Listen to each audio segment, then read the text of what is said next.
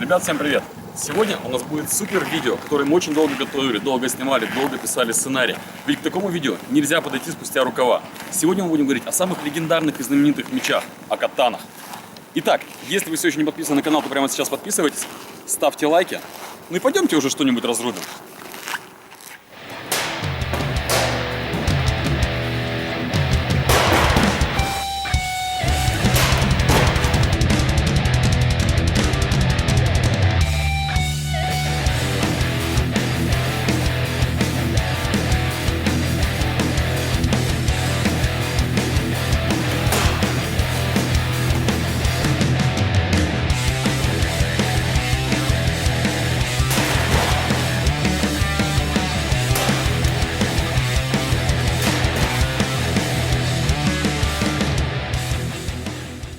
Катана – воистину легендарный меч. Даже неведущие люди, далекие от нажимания ножевой культуры в целом, на вопрос, как называется японский меч, с уверенностью ответят «катана».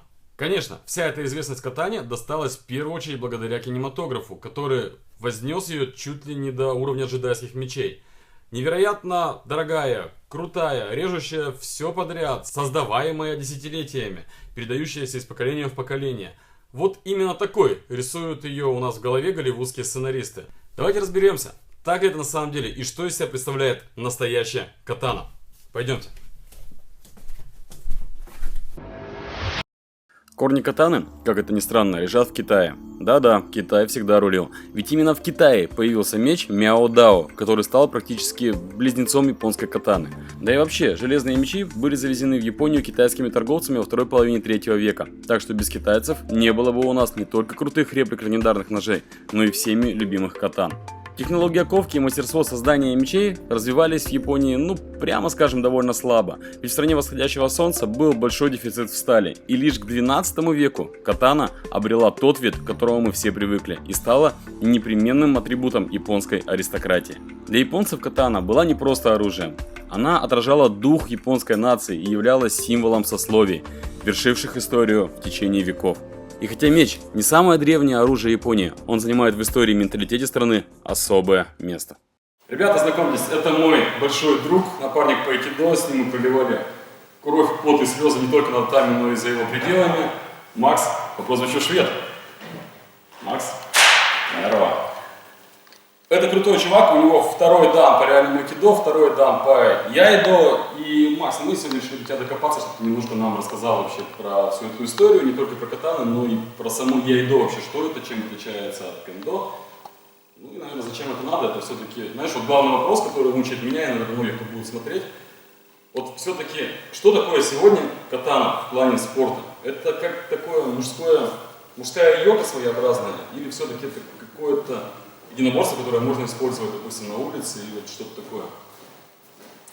Ну, Виталий, для меня, допустим, в первую очередь, все-таки яйдо это некий способ, может быть, концентрации, отвлечения от каких-то обыденных дел. То есть я прихожу в зал, начинаю заниматься, то есть я могу час оттачивать, допустим, одно движение какое-то, одно ката, то есть и ни о чем другом просто не думаю. В плане, скажем, какой-то физики, то есть у яйдо достаточно очень строго, то есть определенные позы, определенные позиции, где нужно правильно выдерживать угол, правильно наносить удар. То есть очень много мелочей в плане каких-то ритуалов, потому что у японцев это, скажем, очень все строго. То есть для них это все эти церемонии, это очень важно, и там нет мелочей, которые можно упустить, пропустить или как-то пустить на самом деле.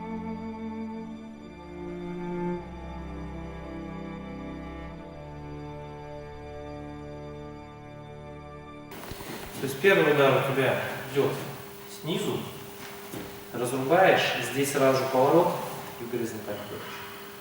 Я встал, да, и вот раз, да. Да.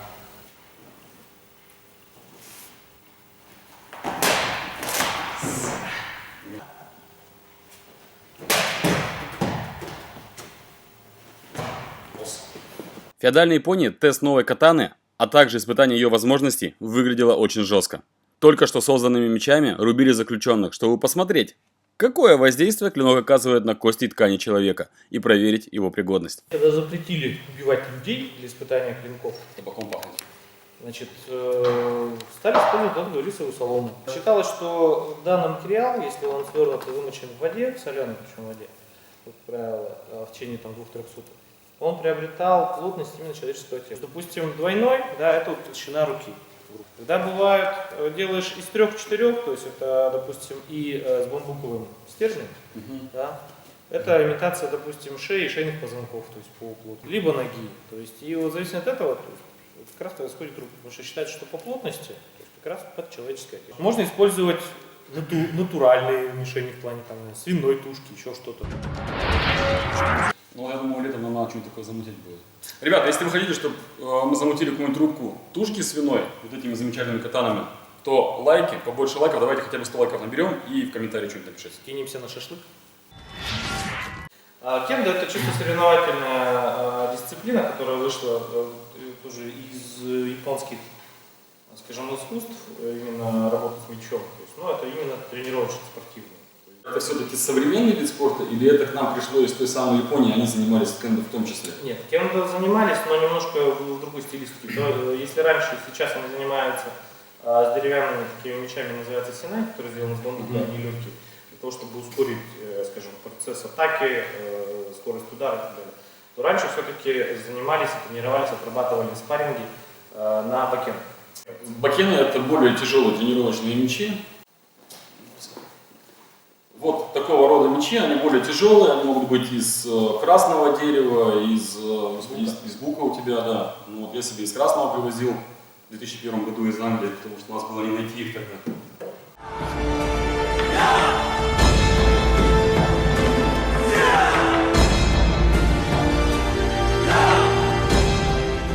Это больше именно, скажем, техника извлечения мяча для мгновенного, скажем, удара. То есть, если совсем вот по-деревенски, грубо говоря, кендо — это фехтование на мячах, яйдо — это достал, убил, засунул обратно. Все правильно.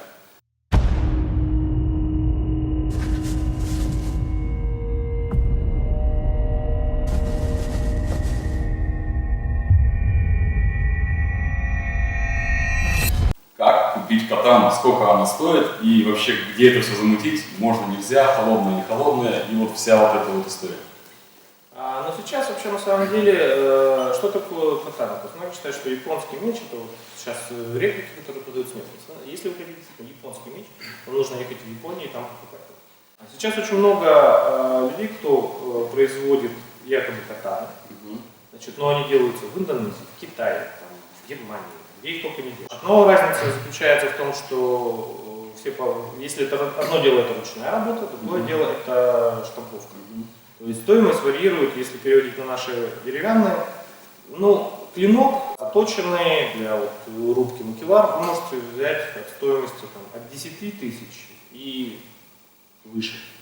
Настоящий самурайский меч, выкованный оружейником, мастером своего дела, обладал невероятной прочностью.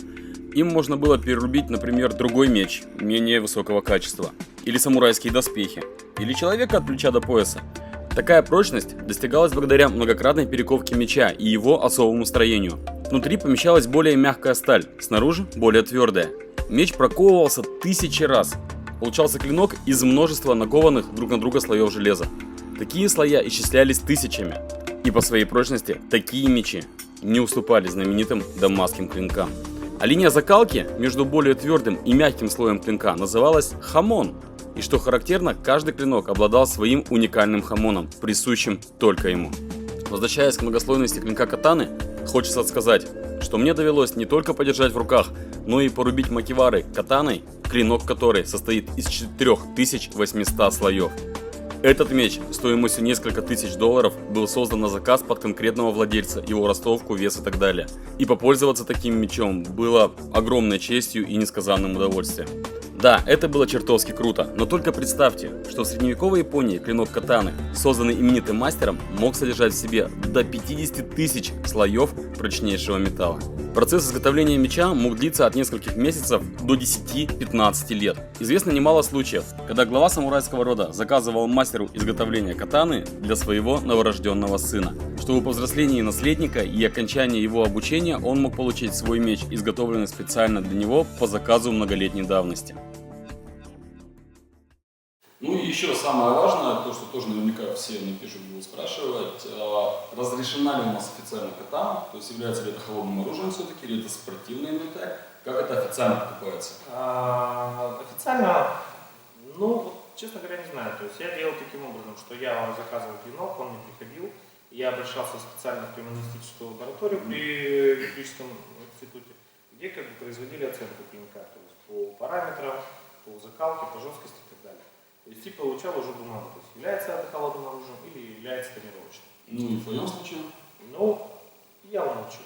Но я стараюсь по улице с ним не ходить. Все-таки я считаю, что это изначально оружие, потому что, ну, такую штуку снести голову ничего не стоит. Поэтому я все-таки эти вещи вожу в чехле и вожу в машине. И только для каких-то тренировок показательных вещей. Вообще, если подводить итог касаемо всей этой истории холодняк, не холодняк, хочется сказать, что катана – это тот аксессуар, который уже для состоявшегося мужчины, который понимает разницу между там, игрушечным мечом и настоящим, между травматическим пистолетом и боевым пистолетом. И, ребят, если вы к этому морально не готовы владеть таким оружием, то потерпите, пока просто не пришло время. Немножко повзрослейте, позанимайтесь, и когда вы будете морально уже готовы к этому всему, тогда да, тогда можно уже заиметь катану.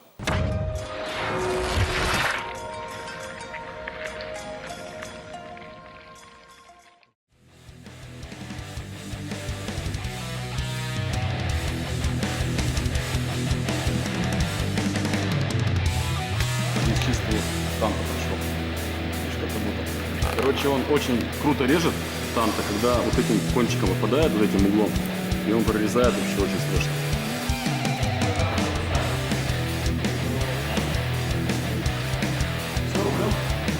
Да?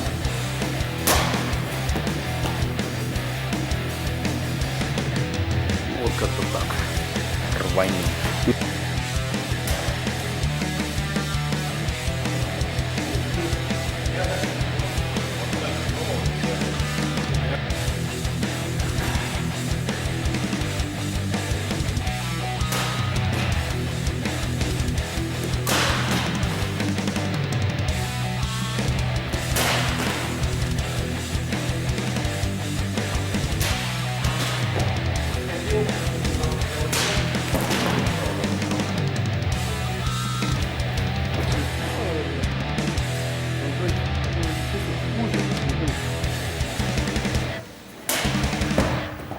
Ну что, друзья, вот такой ролик у нас получился про катаны. Если вам понравился подобный формат видео, то напишите что-нибудь хорошее в комментариях, поставьте побольше лайков, и тогда мы постараемся снять подобный ролик, но уже с мастерами керамбита. Думаю, это будет очень круто и интересно. На этом все. Не забывайте подписаться на канал. Всем пока и до встречи в сети.